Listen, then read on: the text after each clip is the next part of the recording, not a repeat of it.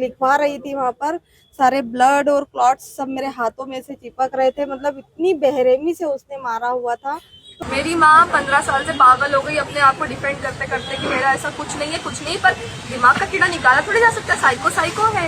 उसको उसी दर्द के साथ, क्योंकि मैंने सारे कट देखे थे, कहाँ कैसे कट लगे थे, कितने गंदे तरीके से मारा गया, तो उसको भी उसी तरीके से मारो ताकि पता चले कि क्या दर्द होता है। दोबारा इस तरह किसी बेटी का दर्द सामने ना आए, वह मीडिया के सामने रोए ना और इस तरह से अपने ही पिता की दर्दनाक मौत की इच्छा जाहिर ना करे। उम्मीद तो हम यही करते हैं।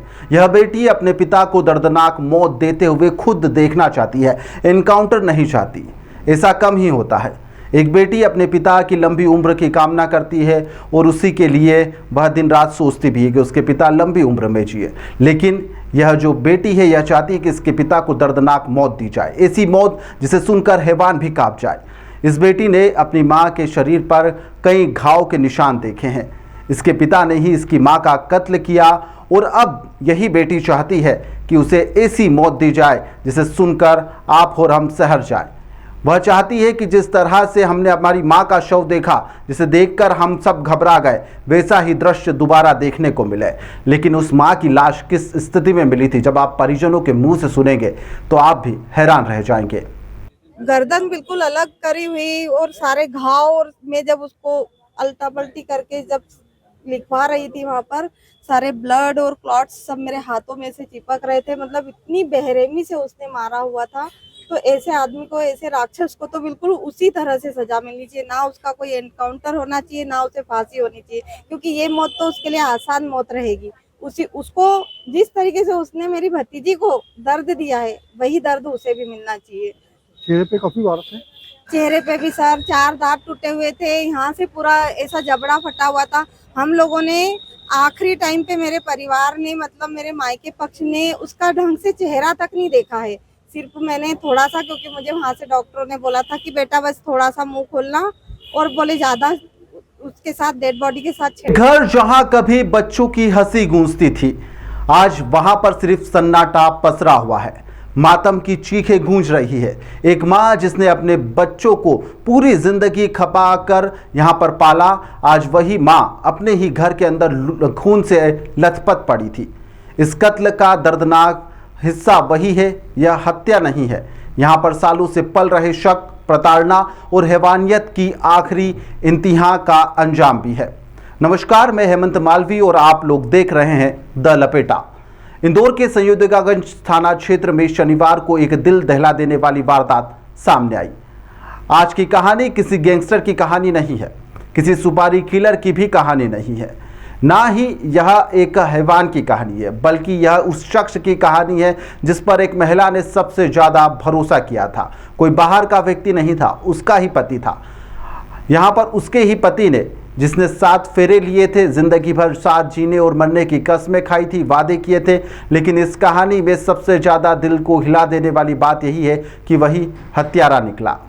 बल्कि इस बेटी भी, ये जो बेटी है, यह भी चिक चिक कर यही कह रही कि इसने अपनी माँ को आखिरी बार खून से लथपथ देखा है। इंदौर के डाककुंज कॉलोनी के सरकारी क्वार्टर में दोपहर का वक्त स्कूल से लौटे 2 मासूम बच्चे, और जैसे ही उनके द्वारा दरवाज़ा खोला गया तो वह सन्न रह गए। टीवी की आवाज़ असामान्य रूप से भी तेज थी। ज़्यादा तेज आवाज़ में टीवी चालू थी। कोई घर के अंदर नहीं था। घर के अंदर एक खामोशी और एक सन्नाटा पसरा हुआ था। बेटी ने जैसे ही अंदर कदम रखे, 8 साल का भाई उसके साथ में मौके पर मौजूद था। जैसे ही उन्होंने माँ को देखा, उनके पैरों तले से ज़मीन खिसक गई। किचन में उनकी माँ, जो कि डाक विभाग में पदस्थ थी, उर्मिला सैनी, वह खून से लथपथ पड़ी हुई थी। शरीर पर कई घाव के निशान, 1-2 नहीं। दृश्य ऐसा जिसे देखकर हर कोई कांप जाए। इन बच्चों ने अपनी मां को उस स्थिति में देखा, जिसके बाद में बताया जा रहा है कि आरोपी घटनास्थल से भागते भागते अपनी बेटी को यहां पर ATM कार्ड दे गया। उसका पासवर्ड भी बताया, कहा इसमें 5 लाख रुपए रखें, और बिना कुछ बोले यहां से फरार हो जाता है। इसके बाद में यह दृश्य सामने आए जिसने हर किसी को हैरान कर दिया। पुलिस के अनुसार महिला के शरीर पर धारदार किसी चीज से वार किए गए हैं। मुख्य आरोपी के रूप में पति अखिलेश सैनी का नाम सामने आया है, जिसकी तलाश लगातार की जा रही है। लेकिन इस कहानी का सबसे दर्दनाक हिस्सा तीसरे दिन सामने आया, जब यहां पर बेटी प्रेक्षा ने अपनी चुप्पी को तोड़ दिया।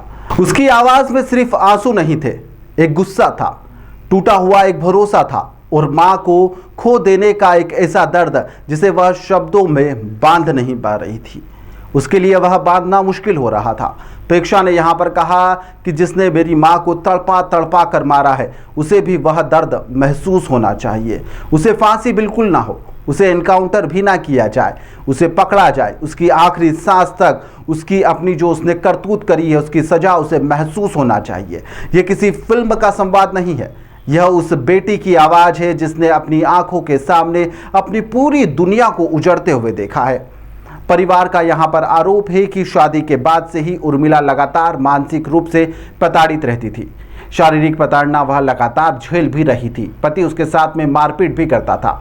उनके पिता सत्यनारायण मालाकार का कहना है कि आरोपी उस पर शक करता था, आए दिन विवाद करता था, उसकी गतिविधियों पर लगातार नजर रखता था, कहाँ आती है, कब जाती है, किसका फोन आ रहा है, आर्थिक मामलों पर भी उसका नियंत्रण था। यहाँ पर परिजनों का यह भी आरोप है कि पहले भी कई जगह शिकायत की गई लेकिन हर बार समझौता हो गया। अब वही सवाल फिर से उठ रहा है, अगर शुरुआती शिकायतों पर सख्त कार्रवाई कर दी जाती तो क्या आज उर्मिला जिंदा नहीं होती। इधर डाक विभाग के कर्मचारी भी सड़क पर उतर गए हैं, परिजन भी सड़क पर है, हाथों में तख्तियां लेकर जस्टिस मांगा जा रहा है उर्मिला के लिए। परिवार और कर्मचारियों ने आरोपियों की जल्द से जल्द, जो आरोपी पति है उसके खिलाफ कड़ी कार्रवाई की मांग करी है, उसकी गिरफ्तारी की मांग की गई है। परिजन महिला की संपत्ति और आर्थिक अधिकार सिर्फ अपने दोनों जो बच्चे हैं उनको देने के लिए भी लड़ाई लड़ रहे हैं। आरोपी को किसी भी तरह से लाभ ना दिया जाए, लेकिन इस पूरे घटनाक्रम में सबसे बड़ा सवाल यही है और अभी भी यही सवाल बचा हुआ है कि क्या एक महिला की बार बार की गई शिकायतों को गंभीरता से नहीं लिया गया। क्या घरेलू हिंसा की शुरुआती जो घटनाएं थी अगर उसको नज़रअंदाज करना यहाँ पर क्या ठीक था। आखिरकार वह जानलेवा भी हो सकती है और वही कुछ साबित हुआ। सबसे अहम, उन दो मासूम बच्चों के बचपन का जिम्मेदार कौन है जिन्होंने अपनी माँ को उस हालत में देखा जिसे कोई बच्चा कभी भी नहीं देखना चाहता। उस स्थिति में उन्होंने अपनी मां को देखा है। बेटी टूट चुकी है, परिजन टूट चुके हैं और अब कार्रवाई की मांग की जा रही है। आपके सामने किस तरह से आपकी मां को प्रताड़ित किया जा रहा था पिता के द्वारा? मारा पीटी करता था वो, और उसका तो शुरू से ही था, जब से एंगेजमेंट हुई है तब से उसको बहुत शक था, हमेशा शक करा करता था कि तेरा किसी के साथ ये चल रहा है वो चल रहा है। जब भोपाल में थे तो बोलता था कोई राजेश नाम का आदमी, और जब इंदौर में आए तो बोलता था कोई सुमित नाम का आदमी है। उसका कीड़ा कभी उसके दिमाग से गया ही नहीं, और उस कीड़े के कारण ही उसके अंदर की हैवानियत जागी और उसने ये सब कर। मेरी माँ 15 साल से पागल हो गई अपने आप को डिफेंड करते करते कि मेरा ऐसा कुछ नहीं है, कुछ नहीं, पर दिमाग का कीड़ा निकाला थोड़ी जा सकता है, साइको है। मैंने तो शिकायत की थी पहले भी इस दौरान की थी, भोपाल में भी दिए थे या इंदौर में भी दिए थे, लेकिन वो हर बार माँ को पिघला देता था और वो पिघल जाती थी। कभी आपके सामने किसी तरह की बेरहमी की हो, थाने तक बात कही हो या मेरे सामने गला दबाया है, और जब मैंने रोकने की कोशिश करी तो आपको इस साइड या शायद इस साइड में सर पे ऐसा कुछ स्लांट में निशान दिख रहा होगा, तो उसने मंदिर पे जो सिंहासन है ना इसमें भगवान होते तो उसने वो सिंहासन फिर मुझे ऐसे फेंक के मारा था, तो उसका कोना मुझे लगा हुआ है, वो निशान इधर किधर साइड है, किसी साइड तो है। मैं तो पूरा बयान देने को तैयार हूँ। मैं ये तक बोलती हूँ उसको फांसी दोगे ना तो बहुत आसानी से मर जाएगा, उसको उसी दर्द के साथ, क्योंकि मैंने सारे कट देखे थे, कहाँ कैसे कट लगे थे, कितने गंदे तरीके से मारा गया, तो उसको भी उसी तरीके से मारो ताकि पता चले कि क्या दर्द होता है। जरा शर्म नहीं आई, उसने मेरा नहीं सोचा, मेरे छोटे भाई का सोचता। कम से कम 8 साल का बच्चा है, वो भी ओमकारेश्वर गया उसकी माँ थी अस्थि विसर्जन करने के लिए, कुछ नहीं सोचा ना, कुछ भी नहीं सोचा। सर ये तो एजुकेशन ये रहेगा ही, ये सामाजिक प्राणी है तो ये एजुकेशन रहना है। पुलिस इस मामले में आरोपी की तलाश की बात कह रही है। इस मामले में अभी अंतिम निष्कर्ष जांच और न्यायालय की प्रक्रिया के बाद ही सामने आएगा। शुरुआती तौर पर पति को आरोपी बताया जा रहा है, बेटी, परिजन सब पति को आरोपी बता रहे हैं, पति भी फरार है। अब इस मामले में क्या कुछ निकल कर सामने आता है देखने लायक होगा, लेकिन इस तरह की हृदय विदारक घटना लगातार समाज को झंझोड़ कर रख देती है और एक नई पटकथा भी लिख देती है, और यह पटकथा हमारे लिए और समाज के लिए काफ़ी ज़्यादा घातक भी है और उस परिवार के लिए एक ऐसा दर्द दे जाती है जो कभी नहीं मिटने वाला। यह बेटी अब जब तक जिएगी, जब तक इसके दिमाग में वह क्षण, वह तस्वीर अपनी माँ की दिखती रहेगी, वह उस क्षण को याद करते करते अकेले कमरे में रोती रहेगी, बिलखती रहेगी। आप और हम 2 या 4 दिन 10 दिन के बाद में इस घटना को भूल सकते हैं, लेकिन यह जो 8 साल का मासूम बच्चा है और ये जो बेटी है, यह कभी भी इस घटना को नहीं भूल पाएंगे कि इनके ही पिता के द्वारा इनकी ही माँ को ऐसी दर्दनाक मौत दी गई, जिसके चलते आज वह इस दुनिया में नहीं है। यह घटना समाज के लिए, हम सब के लिए काफ़ी शर्मिंदगी भरी है और इससे हमें सीख लेना चाहिए। यदि आपने भी अपनी बेटी की कहीं पर शादी कर रखी है या फिर आपकी बेटी कहीं पर रहती है तो उससे हालचाल जाने।